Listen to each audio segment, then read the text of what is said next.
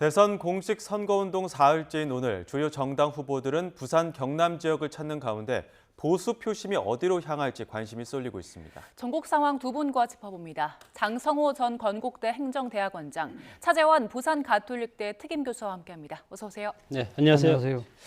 자, 일단 어제는 TK였고 세 후보 모두 오늘은 PK입니다. 선거 초반에 좀 보수색이 강한 지역부터 공략을 하고 있는 것 같은데 어떤 의도라고 봐야 됩니까? 아무래도 이 새 유력 후보가 이 선거 운동의 초반에 초점을 어디다 두고 있는지를 명확하게 보여주고 있는 한 지점이 아닐까라는 생각이 드는데요.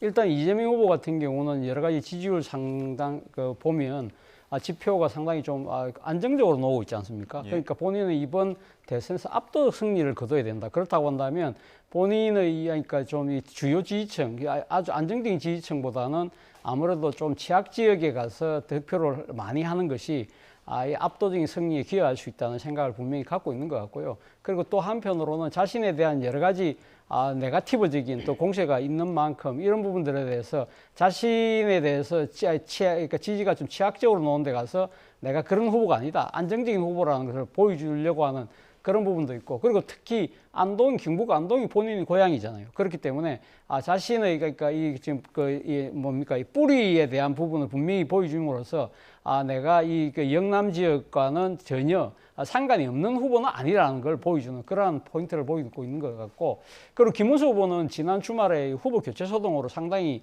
힘들었지 않습니까? 그렇기 때문에 선거운동 출발 자체가 늦었거든요. 그러다 보니까 이 여러 가지 혼선 때문에 지지층들이 상당히 지금 좀 이렇게 결집이 좀 느슨해진 그런 상황이기 때문에 일단 이 보수의 텃밭이라고 하는 영남 중심으로 해서 지지층을 결집하는 것이 더 우선적이다. 그래서 지금 이 대구 경북을 비롯해서 부산 경남을 아우르는 여기에다가 지금 공세에 초점을 맞추고 있는 것 같고요. 이준석 후보는 아무래도 원래 본인 스스로가 보수 출신이잖아요. 그렇다고 한다면 나아가 바로 이 보수의 세대 교체를 한 젊은 보수뿐만 아니라 더 나아가서는 보수의 대표라는 부분을 이 보수 지지층들이 있는 이 영남 쪽에다가 공세를 맞춤으로써 거기서 자신의 일종의 정치적 간판을 내세워가지고 전국적인 유세로 나가는 그런 나름대로의 이 전략을 갖고 있는 것이 아닐까라는 생각이 듭니다. 네, 새 후보 유세 동선에 담긴 의미를 좀 짚어주셨는데요. 후보들이 이 유세 일정뿐만 아니라 전략도 비슷한 모습입니다. 너도 나도 박정희 전 대통령을 소환하고 나섰는데 새 후보의 목소리 듣고 오겠습니다. 농사만 잘 지으면 됐지. 누렁소든 까망소든 뭔 상관이 있습니까? 빨간색이면 어떻고 파란색이면 어떻고 김대중의 정책이면 어떻고 박정희의 정책이면 어떻습니까? 여러분도 제명이가 남이가 한번 해주시기 바랍니다. 아니 저도 남이가 안에 들어가는 사람인데 왜 남이가에 안 넣어줍니까? 이번에는 한번 넣어주실랍니까? 박정희 대통령은 위대한 세계적인 지도자입니다. 제가 어렸을 때, 젊었을 때는 저는 박정희 대통령을 다 믿었습니다. 저리 들어서 가만히 보니까 제가 잘못했다는 걸 알았어요. 그래서 저는 박정희 대통령 묘소에 가서 당신의 무덤에 침을 뱉던 제가 이제 당신의 무덤에 꽃을 바칩니다. 대구 경북에서 정말로 지역의 자랑으로 여기는 박정희 대통령이 구미에 산업을 일으키고 포항의 바닷가에 제철소를 짓고 나라를 산업화의 길로 이끌었을 때 그분이 대통령에 당선된 나이가 46 아닙니까? 왜 40살짜리 이준석은 안 되고 74살의 김문수가 한다는 겁니까? 말이 안 되지 않습니까, 여러분? 네, 새 후보 모두 박정희 전 대통령을 소환하고 그리고 성과를 언급했는데 이런 유세 운동 발언들이 지지자들, 유권자들 마음에 좀 가닿을 수 있을까요? 현재는 선거 초반이기 때문에 여러 가지 전략을 짜겠지만 아직 유권자들 입장에서는 여러 가지 정치적 갈등, 특히 국민의힘 입장에서는 후보 단일화 과정에 상당히 내용이 크지 않습니까? 그렇기 때문에 PK, TK 같은 경우는 특히 보수의 아성 지역으로서 지금 상당히 이반돼 있습니다. 국민의 입장에서는. 그렇기 때문에 김문수 후보가 이 갈등의 상황에서 그리고 탄핵 국면에서 이반돼 있는 핵심 지지 보수 강세 지역에서의 유권자들을 다시 찾아오겠다는 그런 의지가 상당히 강하고 또 이재명 후보 입장에서는 보수가 분열되고 약간의 이탈된 그 보수 지지층들을 민주당으로 끌어옴으로써 대선에서 유리한 국면을 갖고 오겠다는 그런 전략이 기본적으로 깔려 있는 것 같고 호남 같은 경우는 90%가 지지하고 있지 않습니까? 민주당을. 마찬가지로 TK, PK 경상도 지역도 국민의힘으로서는 80% 이상 가져오지 않으면 대선에서 승리하기가 어렵다고 보는 겁니다. 그렇기 때문에 초반에서는 우리 TK, PK 지역을 중심으로 상당하게 우리 국민의힘과 민주당이 결전을 벌이고 있고 특히 우리 산업화의 가장 핵심적인 아이콘으로 지금 우리가 인정하고 있는 박정희 전 대통령의 어떤 산업화 정책 이거에 대해서 지금 이재명 후보 같은 경우는 뭐 어떠냐 흥묘백묘론 그렇게 해서 다 우리가 갖다 쓰겠다 하는 것도 어떻게 보면은 이것이 지역주의에 호소할 수도 있고 물론 이것을 선거에 이용해서 본인들한테 플러스 되게 할 수도 있겠지만 결국은 선거는 어떤 보수와 진보의 진영 논리로 마지막에는 귀결할 수밖에 없다고 생각이 듭니다. 우리 정치가 박정희 전 대통령이 이룩한 산업화 세력과 그리고 그 다음에 있었던 민주화 세력이 지금 두 쌍축으로 가고 있지 않습니까? 그렇기 때문에 이 산업화 세력이 자유적인 가치를 강조한다면 민주화 세력은 평등적인 가치를 강조한다. 여기에서 이재명 후보가 자유적인 가치로 온다는 것은 정체성이 흔들릴 가능성이 상당히 크다고 저는 생각이 듭니다. 그렇기 때문에 물론 PK, TK 경상도 지역의 우리 지지층, 국민의힘 지지층들이 약간은 당의 혼란으로 비판적인 이탈을 하고 있지만 조만간 이제 한 일주일 정도 지나면 민주당과 국민의힘이 1대1 구도로 정립이 되기 시작하면 다시 돌아올 가능성이 큰 그런 표심이라고 봅니다. 예, 그 선거운동이 좀 본격화하면서 주요 후보들의 발언들도 주목받는 부분들이 있는데요. 이재명 후보가 그 대구 유세 중에 과거 논란이 됐던 실세 발언 스스로 언급을 하면서 눈길을 끌었습니다. 어떤 이야기였는지 들어보겠습니다. 외교를 왜 합니까? 우리 국민들 좀 더 잘 먹고 잘 살자고 대한민국 국익을 지키자고 하는 일이 외교 아닙니까? 제가 쎄쎄했습니다. 중국에도 쎄쎄하고 대만에도 쎄쎄하고 다른 나라하고 잘 지내면 되지. 대만하고 중국하고 싸우든지 말든지 거기에 우리하고 무슨 상관이냐 이렇게 말했습니다. 틀린 말했습니까? 제가 일본 대사한테도 쎄쎄 하려고 하다가 못 알아들을 것 같아서 감사합니다 그랬어요. 잘못됐습니까? 이 실세 발언이 이제 굴종 외교 논란이 좀 있었는데 오히려 정면 돌파하면서 감사문이다 이 발언까지 좀 덧붙인 것 같거든요. 맞습니다. 뭐 지난 총선 때 이 발언이 나왔잖아요. 그때는 상당한 그러니까 질타를 받았는데 그때만 하더라도 정면 대응을 피했거든요. 그런데 지금 이 부분을 본인 스스로가 이걸 초안해서 이야기를 한다는 것 자체가 상당한 자신감을 좀 보여주고 있는 거죠. 그리고 또 이러한 논란 자체가 본인이 생각했을 때는 또 다른 방식으로 생각할 수 있는 거 아니냐. 예를 들면 지금 중국과 뭐 대만과 일본과 다 우리 이웃 나라와 다 똑같이 그러니까 이제 좋은 관계를 갖고 가자. 소위 말해서 실용적인 노선으로 나는 외교를 그러니까 이끌어 나가겠다. 그런 부분들을 강조하는 대목이기도 하고요. 향후 뭐 지금 이 격변하는 국제 정세에 봤을 때는 지금 외교에 있어서도 전략적 유연성이 상당히 필요한 것이기 때문에 실용주의와 아울러서 외교적 그러니까 전략적 유연성을 갖고 가겠다. 또 한편으로는 그동안 그 윤석열 정권이 보여줬던 진영 외교에 갇혔던 그러한 부분들이 오히려 한국과 한반도의 긴장 국면을 더 심화시키는 측면이 있었다.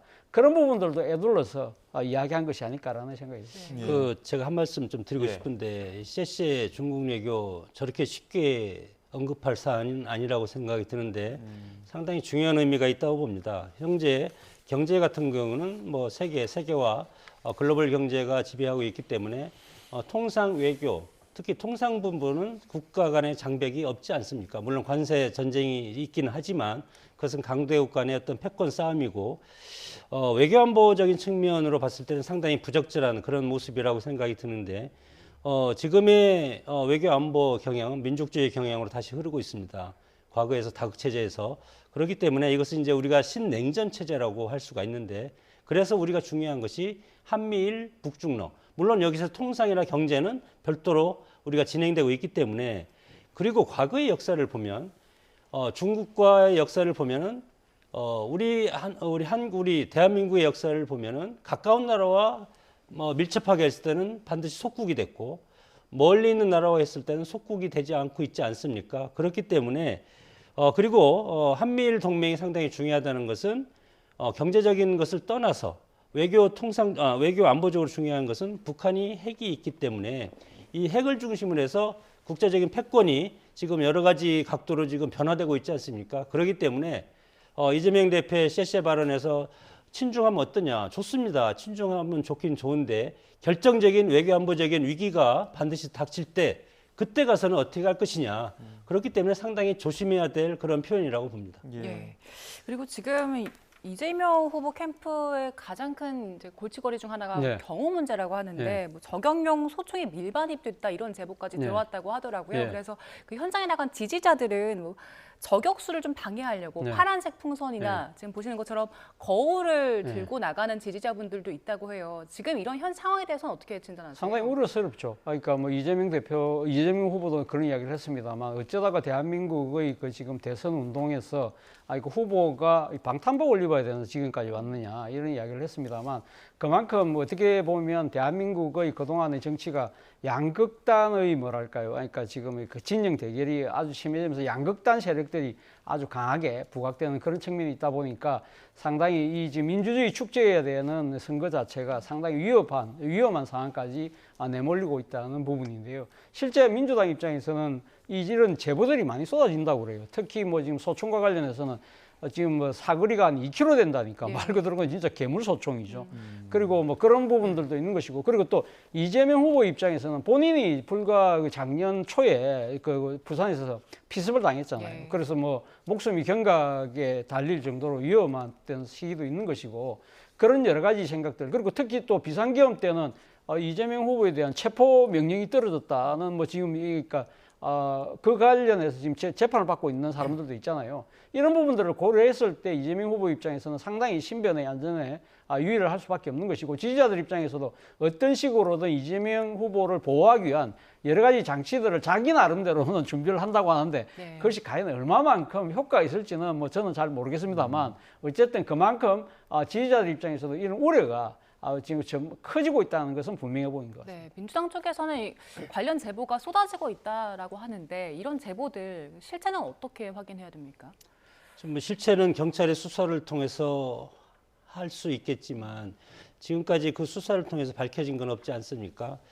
선거폭력은 민주주의의 적이고 어떠한 경우에도 폭력이 일어나면 그 나라의 민주주의 시스템 붕괴된다고 생각이 듭니다. 폭력이라는 것이 여러 가지가 있고 테러, 과거의 해방정부에서 우리가 여러 가지 송진우라든가 여러분들이 해방정부에서는 이념적인 갈등을 겪고 피살이라든가 사살이라든가 그런 것들이 상당히 많았습니다. 그렇기 때문에 과거에 우리의 어떤 성숙된 국민의식이 21세기에 와서 그런 형식으로 나타날 것인가? 저는 그렇지 않다고 봅니다. 우리 국민은 위대하고 그리고 지금까지 피로써 민주주의를 지켜왔기 때문에 민주당에서 그렇게 우려하는 듯한 물론 제보는 할 수 있고 특히 최근에 SNS를 중심으로 해서 페이크 뉴스, 가짜 뉴스가 상당히 많이 쏟아지고 있지 않습니까? 그것을 민주당에서는 가짜 뉴스인지 진짜 뉴스인지 구별을 못하지만 그렇게 보호하는 것은 일정 부분 뭐 상당히 중요하다고 생각이 듭니다. 그럼에도 불구하고 위정자 그리고 대통령이 될 지도자는 국민을 믿고 과거에 장면 총리가 본인이 저격을 당했을 때 가서 감옥에 가서 그 자기를 쏜 사람을 용서한 적도 있지 않습니까? 그래서 우리 국민들이 그 정도로 어떤 뭐 총을 미국의 지금 지난번 대선 때 트럼프 대통령한테 저격했던 것처럼 우리는 총기 자유가 없지 않습니까? 예. 그래서 이런 거에 대해서는 사정당국, 경찰당국에서 철저하게 해서 선거폭력은 미연에 방지할 필요는 있다고 봅니다. 네, 지금 선거 초반에 각 후보 캠프에서 주목하고 있는 표심이 크게 두 가지라고 합니다. 보수 표심과 홍준 표심 두 가지라고 하는데 홍준표 그 후보를 지지했던 표심이 이번에 이재명 후보 쪽으로 좀 네. 향한 게 있지 않습니까? 그렇죠. 만약에 그러니까 통상의 경우에는 정당에서 주요 그러니까 주자로서 뛰다가 그러니까 당내 경선에 탈락할 경우에는 당내에 머무르면서 그러니까 자신을 제치고 당의 후보가 된 후보를 돕는 예. 사실상 선거 대책위원장 같은 걸 맡는 것이 통례인데 이번에는 뭐 홍준표 전 대구시장 같은 경우는 바로 탈당을 해버렸거든요.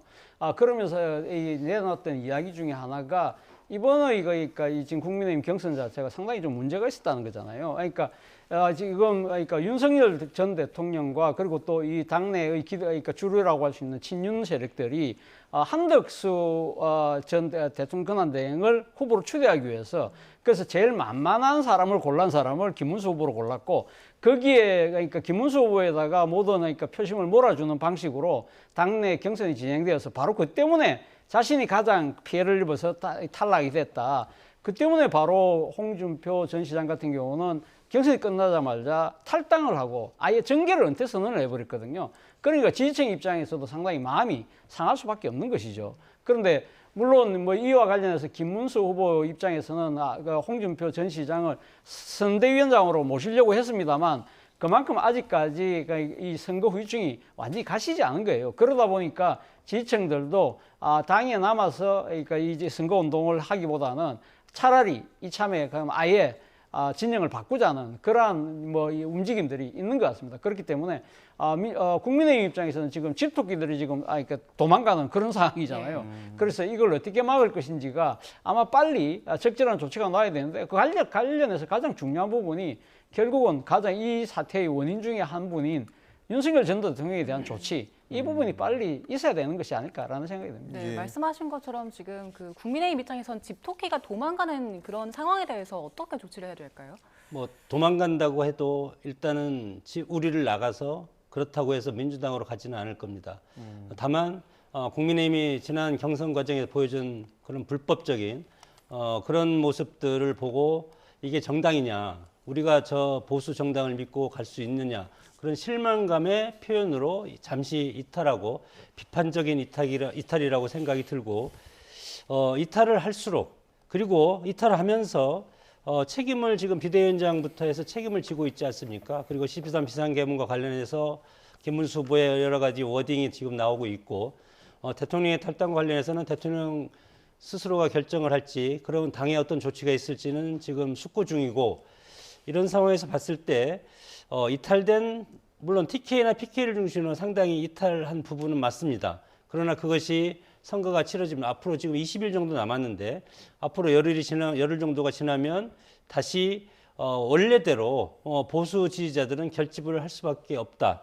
그래서 이탈을 하면 할수록 저런 모습을 보이면 볼수록 그리고 이재명 후보가 TK, PK 와서 나도 경상도다 그런 말을 할수록 우리 결집 국민의힘을 지지하는 당원들과 지지자들은 훨씬 더 단단하게 결집을 할 수밖에 없는 그런 상황으로 갈 가능성이 크다고 봅니다. 예, 지금 말씀하시는 중에 속보가 들어와서 속보 한 가지 전해드리겠습니다. SKT가 그 해외 체류자를 포함한 전체 가입자에 대한 유심 보호 서비스를 완료했다는 소식이 속보로 들어왔습니다.